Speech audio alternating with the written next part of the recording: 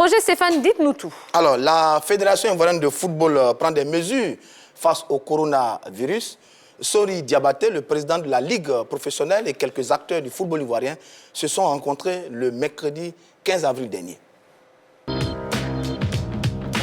À l'heure où plusieurs pays étudient l'éventualité de mettre un terme à leur championnat pour désigner un champion, la Côte d'Ivoire, à travers la Ligue professionnelle de football, n'a pas l'intention d'annuler le championnat de Ligue 1 interrompu le 16 mars dernier en raison du coronavirus. Cette décision a été communiquée mercredi après une rencontre entre les responsables de la Ligue et les dirigeants du club.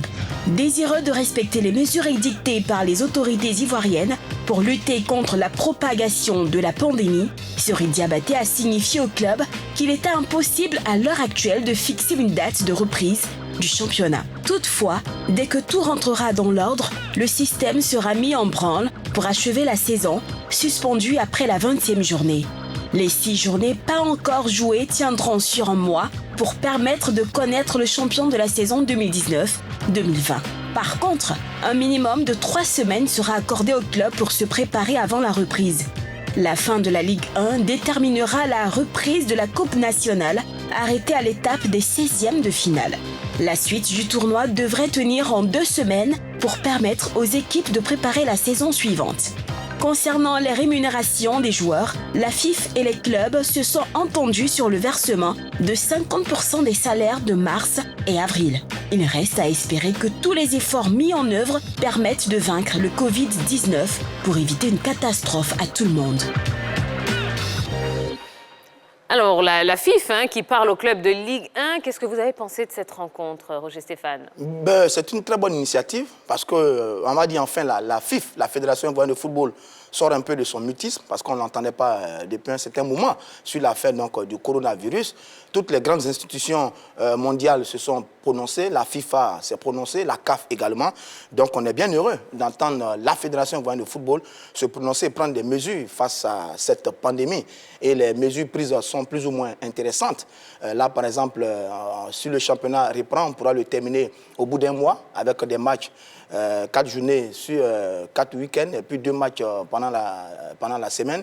Et puis, sur la question des salaires, où on attendait justement la fédération, eh bien, demande au club de payer les salaires du mois de mars, la moitié du salaire du mois de mars, parce qu'il faut savoir que les compétitions se sont arrêtées le 16 mars. Et puis, elle demande également au club de faire des efforts pour payer la moitié des salaires du mois d'avril. Je pense que c'est de très, très bonnes décisions. Maintenant, pour le reste, il doit y avoir des concertations entre les clubs et les joueurs pour que ces différentes mesures-là puissent avoir effet. Alors, moi, j'ai un petit problème. Normalement, les clubs auraient dû se préparer quand même, auraient dû prévoir les salaires jusqu'à la fin de la saison. Donc, payer 50% des salaires du mois de mars, 50% du mois d'avril et après, Inch'Allah, comme dirait l'autre, je trouve que c'est un petit peu limite. Pas vous, Monsieur Gou? Écoutez, déjà que les clubs ont des problèmes financiers, puisqu'il n'y a plus de sponsors, donc il n'y a plus d'argent pour payer les joueurs. Déjà, dans le cours normal de la chose, il y a des salaires qui ne viennent pas. Maintenant, le corona est venu porter un coup de sabot à la chose.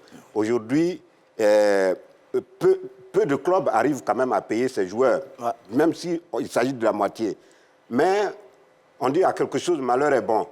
Le corona est venu pour donner déjà un petit temps d'arrêt et donner le temps aux clubs de se préparer là où ils n'étaient pas encore prêts.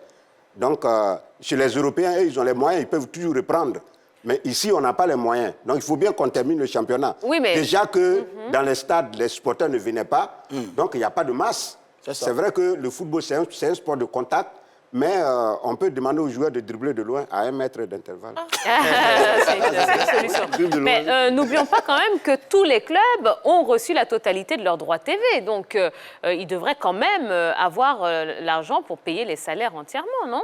C'est ce qui devrait être normal parce que le sponsoring est une valeur ajoutée au paiement des joueurs. Ce sont des primes. Donc, le corona ne devrait pas freiner véritablement le paiement exclusif des joueurs. Là. Maintenant, pourquoi cela pose problème? Je vais dire qu'en situation normale et en temps normal, déjà, il y a des équipes qui peinaient à payer des joueurs. Donc là, on fait un consensus, on est solidaire de tous ces clubs-là, de toutes ces équipes-là, en essayant de payer à moitié prix leur salaire. Je dis, c'est le moins moindre mal quand même. Hein, parce que même quand on va en Europe, la plupart des grands clubs aujourd'hui, on parle de réduction des salaires. Même les clubs les plus riches, les plus riches au monde, Barça, Real, tout le monde parle de réduction des salaires. Mais on ne parle pas de millions d'euros. Oui, mais dans tous les cas, c'est réduction des salaires et chaque club a ses réalités.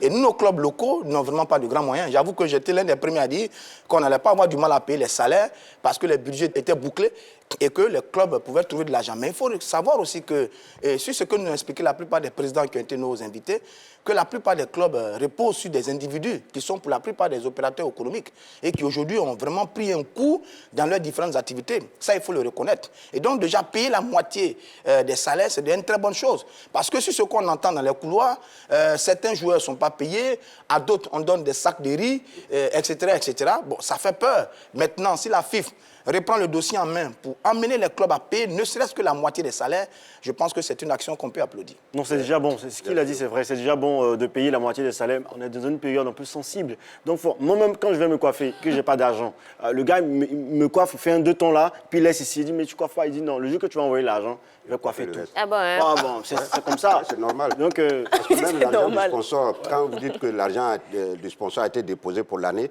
c'est vrai que l'argent a été déposé pour l'année, mais il y a eu un temps d'arrêt. Ce temps d'arrêt où il n'y a plus de travail, l'équipe est dirigée.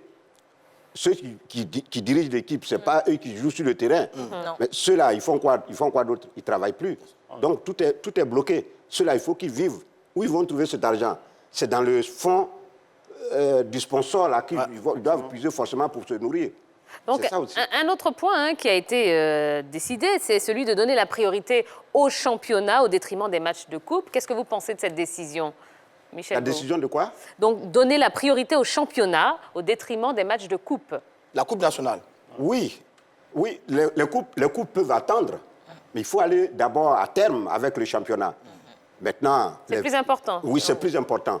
Allons d'abord à la fin. Si on finit le championnat, les coupes là, on peut les programmer ultérieurement. Absolument, parce que le championnat, c'est la compétition principale hein, au niveau des différentes fédérations.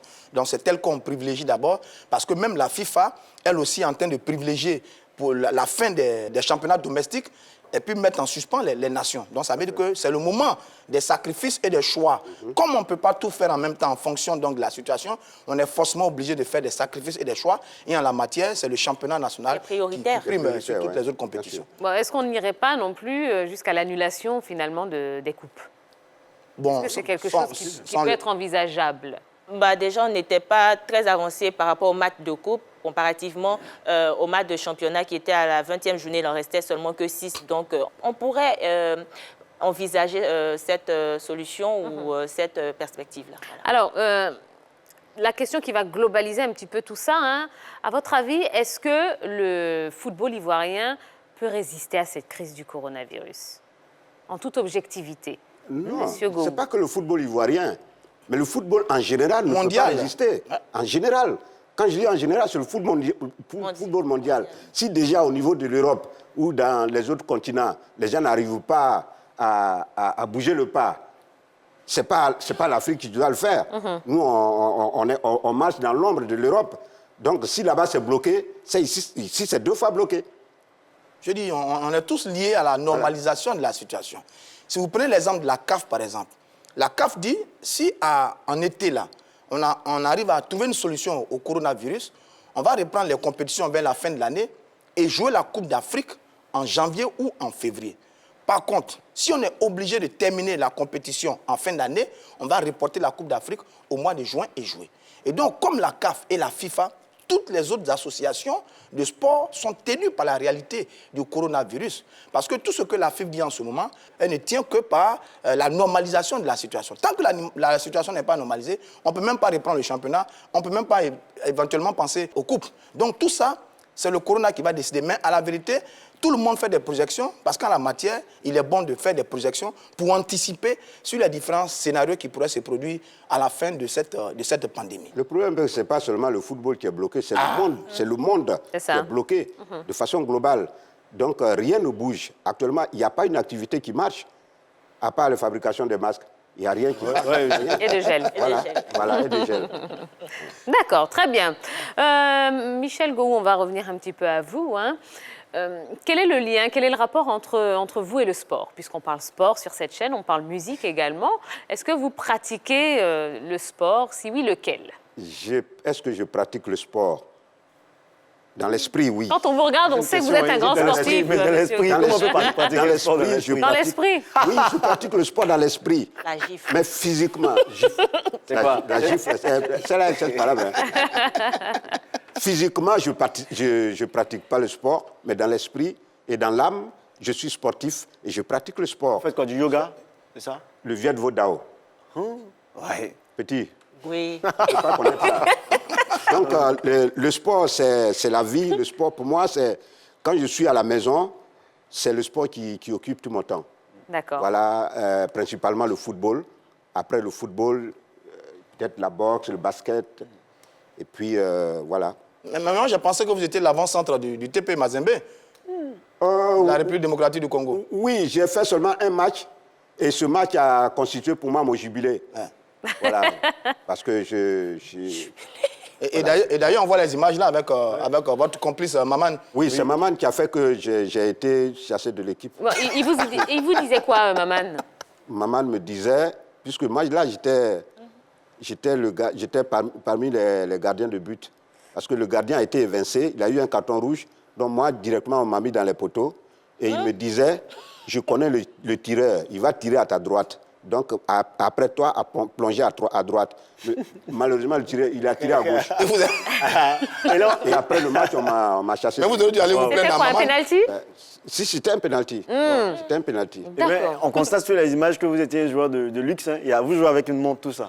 Ah oui, mais attends, il y a des joueurs qui jouent avec les lunettes. Oui. Si on joue avec les lunettes, ce n'est pas la montre qui va être interdite. Vraiment? Donc là c'était sur le terrain de TP Mazembe à Lubumbashi. Wow. Voilà.